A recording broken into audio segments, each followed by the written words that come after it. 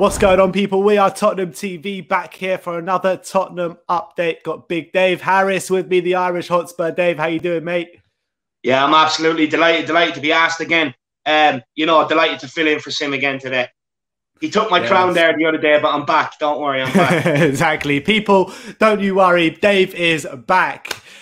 We've got a few bits of story, bits of news to get through today. It's not going to be such a long video, but let's start off with Fabrizio Romano and talking about Bryan Gill and the Lamela deal. And he says Tottenham Hotspur will sign the paperwork in the coming hours to confirm the swap deal involving Eric Lamela and Bryan Gill. Bryan Gill has now agreed terms on a 5-year contract with Tottenham Hotspur, and it's also rumoured to be around 41.5 grand a week. So not too high, the wages. But what do you make out of the deal? What do you make about Bryan Gill? What do you make about Lamela leaving? What's your opinions on everything? Look, the deal, 25 million, if he turns out to be the star that everyone is tipping him to be, it's a good deal. It is definitely one looking towards the future, I think. In terms of Bryan Gill, I am a bit hesitant. I just feel I've seen this before with the likes of Jack Clark, Ryan Sessegnon. But look, having looked a bit more into this guy, he's very, very silky at the feet. Very, very silky. And maybe he won't have to rely on his physicality with the skills he has on the ball. So, look, it'd be interesting. It's definitely one for the future, and he's not going to come in right away because he's going to the Olympics anyway. So, that would be basically his pre-season, I reckon. And with Lamela leaving, look, you know what?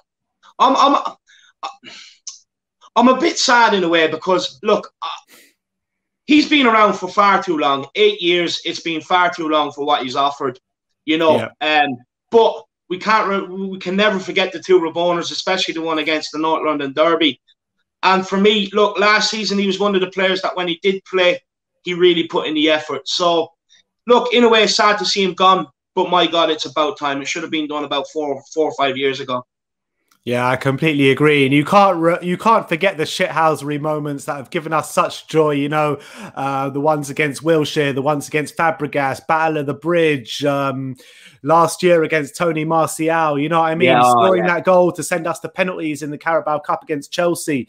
There have been some moments over the years with Eric Lamela that have really filled me with such joy as a Spurs fan. And like I agree with you. I mean, it's time for him to go, time for him to move on just because of his injuries and stuff. But I do want to say thank you to him for his service to the club. It's been 8 years. Not many players do stay that long, albeit it could have been down to our injuries and what have you. But I think that whenever we did get him on the pitch, he always gave 100% to the football club and always played for the shirt, which, you can't be said about every single player that's walked through the door. So, look, it is sad to see him go, but I think it is about time. I do hope that if he does come back, that the fans give him a great reception on the pitch in terms of, if we ever play a Sevilla in some sort of competition next couple of years.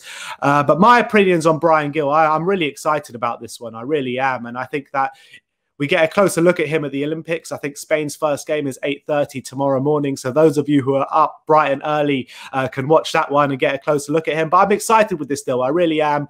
Obviously, I hadn't heard of this guy over 48 hours ago. But the more and more I read about him, the more clips I see of him. And the more I see written about kind of like Barcelona fans, Real Madrid fans and fans around La Liga talking about him and really talking him up and saying, how can Sevilla let him go so easily for so cheap? So it's one to get excited about, that's for sure. But it's not one that's going to completely transform our season. We definitely need more signings and more people out the door before we can kind of think about having a good season next year. That's for sure. Definitely in terms of our defense, which we'll get onto in a second. But that deal looks like it is going to be wrapped up. I imagine it's going to be announced at some point. I don't know if they're going to do it throughout the Olympics or wait till after the Olympics, but we'll see what happens with that one.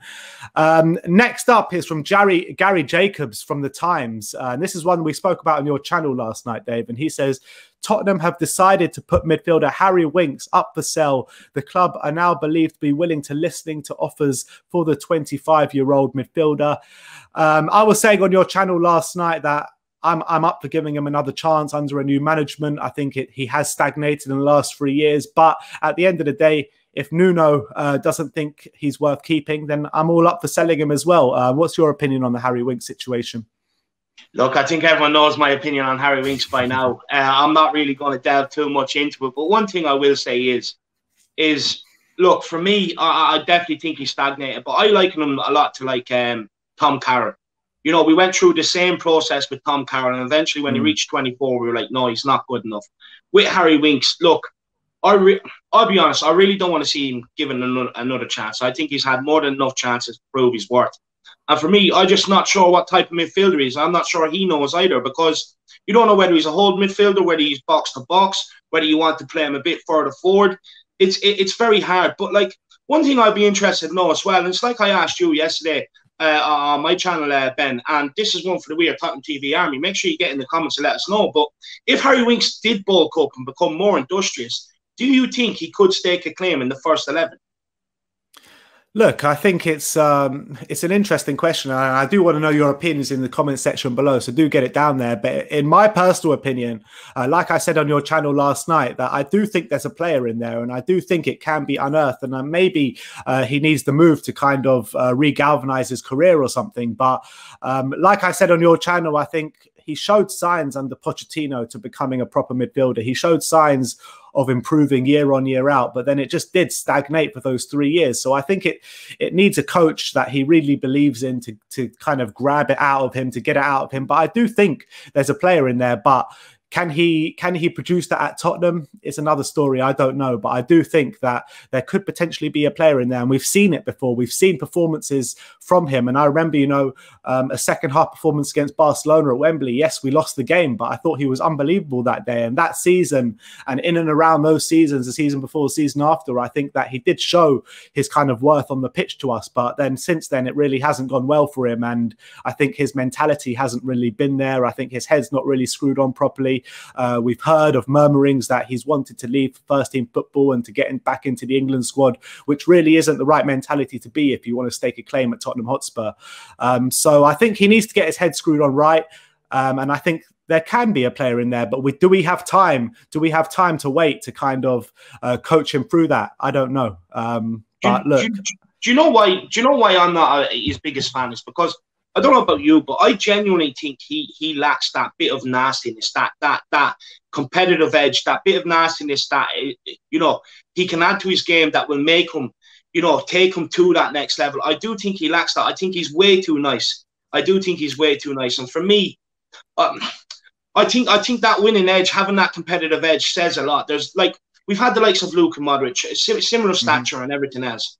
But Luka Modric has that bit of nastiness to him when he needs that bit of cutting edge. And I just think Harry Winks lacks that. And until he finds that, I think, you know, he will just keep floundering around at clubs until he gets that. Because unfortunately, nowadays, it's something you need. You're not going to get by in football without it, especially if you want to be at the top level. Yeah, look, I agree with that. And I think that also within the past couple of years, he seems to just be playing within himself, you know, and he's got the ability to get the ball, drive forward, ping a pass forward, you know, even shoot from far out. He's got the ability to do that, but he just doesn't seem to do that anywhere near enough as he should be. And I think that for me, like a team like Aston Villa or Southampton, I really think he could thrive at a team like that. So look, we'll have to see how it plays out. It looks as though he is up for sale this summer. I mean, we said last week that him and Nuno are going to sit down, have a good discussion and see where his future's at. So maybe that discussion's been had now and it seems as though he is up for sale. But look, like I said, we have to see how that one plays out. But let's move on. Ekrem Konar says Napoli and Juventus want to start talks with Bologna over the transfer of Tomiyasu, despite with Tottenham being at an advanced stage, talks with Tottenham being at an advanced stage. I mean, we spoke about this a couple of updates ago, Dave. It does seem to have a bit of legs to it. I mean, we need to get this deal over the line before teams start stealing a march on us. Look, my opinion on this is I genuinely think Daniel Levy probably will wait until it gets into the heat of it in the soccer in Japan, the Olympics. He's that sort of guy. It makes sense. It'll make him a bit more money. It'll bring a bit more traction to the deal as well. And it'll bring more, in return, bring more attention to Tottenham Hotspur.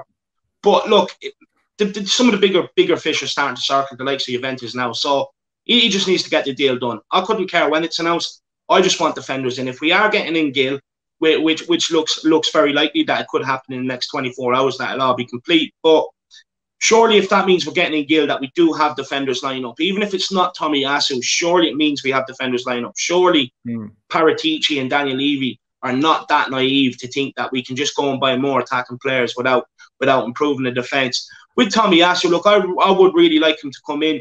He's flexible. You can play him in a back three. You know, you can play him at right back. You can play him right wing back. So he's very flexible. He would really help out this squad. And for me, I think it's a deal we should get over the line. Plus, look, it'd be a good commercial deal with the Asian market. We've seen what Son brings from Korea. This guy can bring the same for Japan. So it'd be a very, very good commercial deal. We might be sponsored by Toshiba or something next year on jerseys. Who knows? The Toshiba Stadium. That's what it's going to be. We've heard about the naming rights. Maybe that's coming from Japan. Who knows? But this one has gone on way too long, and I just want to see him on a Tottenham shirt, holding up a Tottenham shirt, or just at least give us the "here we go" from Fabrizio Romano. At least, you know what I mean. But this one is rumbling on, and other teams are starting to get interested in it now. So we'll have to see how this one plays out. We got a couple of rumours from Calcio Mercato. The first one saying Tottenham continue to push for Lorenzo Pellegrini, but Spurs are not willing to pay his release clause, which is 30 million euros, and it expires in 10 days. I mean, do you see this one happening? No, I don't, to be honest with you. I don't. I think Mourinho will want to keep him. No, I don't think there's any legs to this. The only way there's legs to this is if they have a deal lined up for Granit Xhaka, because supposedly he's the guy that they will bring in for his replacement. Do I think Spurs will pay the release clause? Not a fear of it. No way will they pay the 30 million. Look, he's not a bad player. Do I think he's good enough for Tottenham? I'm not sure, you know. It's interesting because, I mean, he does get quite a lot of assists, and he provides quite positively to the Roma side, but I haven't seen him play too much, so I'm not really qualified to comment on that one. But again, I actually think that these rumours, these long-standing rumours, I'm starting to believe that they're all rubbish, because, you know, this Bryan, Gill and Lamela deal just came out of the blue, came out of absolutely nowhere, which tells me that Paratici is working in the background and he's doing stuff that we don't know about. And I kind of feel like these stories, like this Lorenzo Pellegrini one that's just put in the press, I feel it's just like put in there to distract people away from Tottenham's transfer dealings. Yeah. Yeah, no, I fully agree with you. I fully agree with you. Even the likes of the Juventus and Napoli interest for Tomiyasu, that could be fake.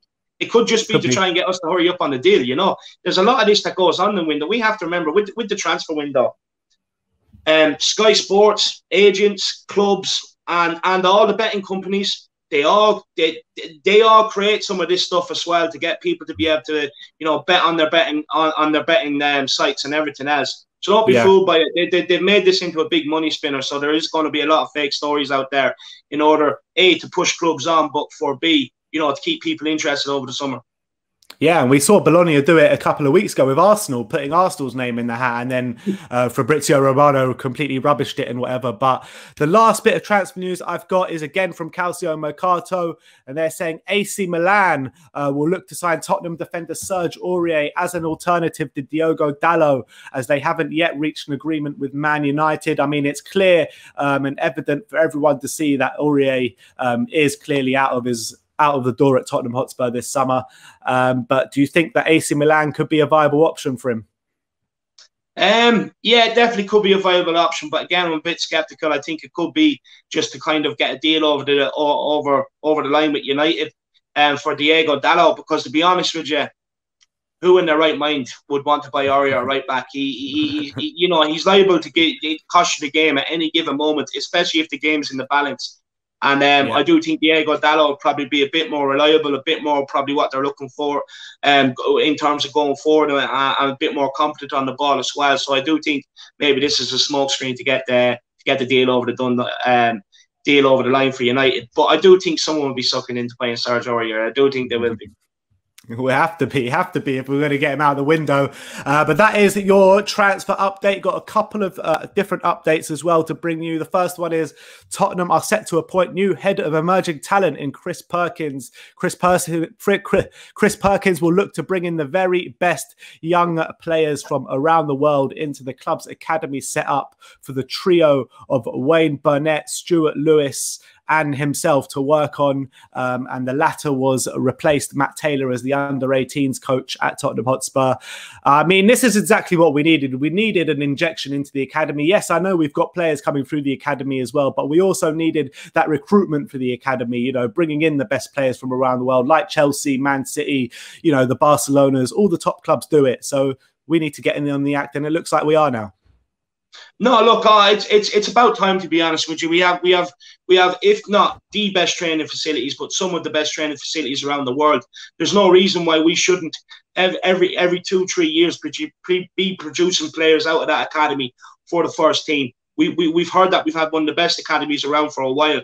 Hasn't really produced too much in terms for Tottenham over recent years, especially when we haven't gone and spent the money. And for me, I think this is a shrewd move. This guy brought through Jaden Bogle at Derby County before he got his move.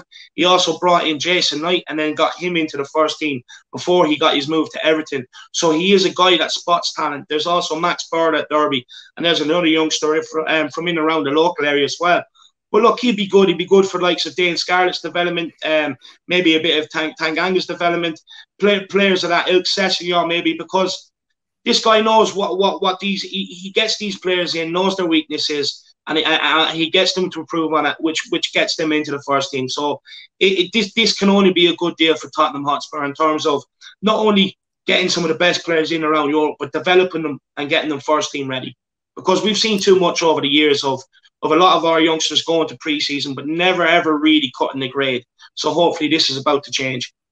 Yeah, no, names stick to mind. Cameron Carter-Vickers, who's always around for pre-season.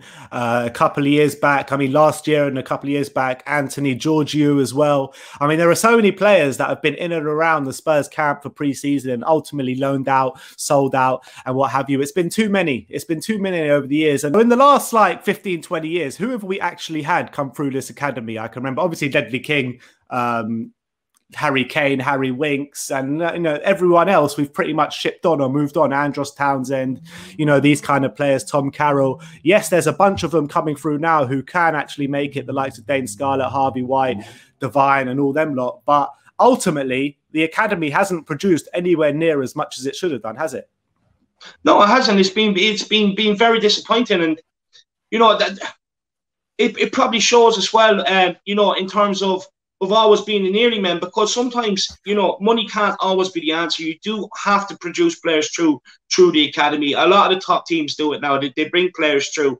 And for me, look, we've got a very good crop there, where at least if we can get 3 or 4, if not maybe a bit more, through to the first team over the next couple of years, it can only benefit Tottenham, because what you can guarantee is that you'll get players that will never ever turn their back on the club. Even when the chips are down, you know, they're still going to play because of their love for the club and because they came through the academy. I'm talking about, not only can you talk about Skippy, but you have Sirkin, White, Scarlett, you have Tanganga there, you have Alfie Devine, you know what I mean, Niall John, J. Neil Bennett seems to be doing bits for the underage teams. So there's a lot of players there. And if you can get 3 or 4 of them into the first team over the next couple of years, it's only going to benefit Tottenham. And look, that's what a youth academy is designed to do. So hopefully now we can start producing. Yeah, and you know, all you have to do is look at that great Man United team of the 90s. The majority of them came through the academy. Look at this Chelsea side. As much as it pains me to say it, there are a few academy players in there. They've just gone and won the Champions League. And as much as it pains me to say it, Arsenal as well are bringing through a lot of players through the academy. Yes, they're not hitting the heights because they don't have the other side of the football club nailed down, and they're not bringing in any stars and that kind of stuff. They've got other problems, but they're still bringing through youth through the academy. And I think that it goes a long way. And, you know, when Spurs were at prime Pochettino, that's what we were doing. And we had a few players in from the academy. Yes, albeit maybe they didn't make it out till now, but we had a young, fresh squad, and some of them were coming through the academy and they were producing at that certain time. So I think that things are looking good with the academy. This guy, Chris Perkins, who's coming in, can only be a good thing. And hopefully I can't wait to see what happens and see what kind of players that come through and make their debuts in the next couple of years. But look, that is your Tottenham update today. Dave, thank you so much for coming and joining me once again. And we'll see you next time. No problems. Thanks very much for having me. Everyone, make sure you do smash the like on this stream. Get your comments in below. Let us know what you think. And make sure you subscribe to We Are Tottenham TV. Big push for 100K. Let's go. Thanks for having me, lad. And while you're at it, go and subscribe to the Irish Hotspur as well. So there you have it. Like, subscribe, and comment. And as always, come on, you Spurs. Come on, you Spurs. In we trust.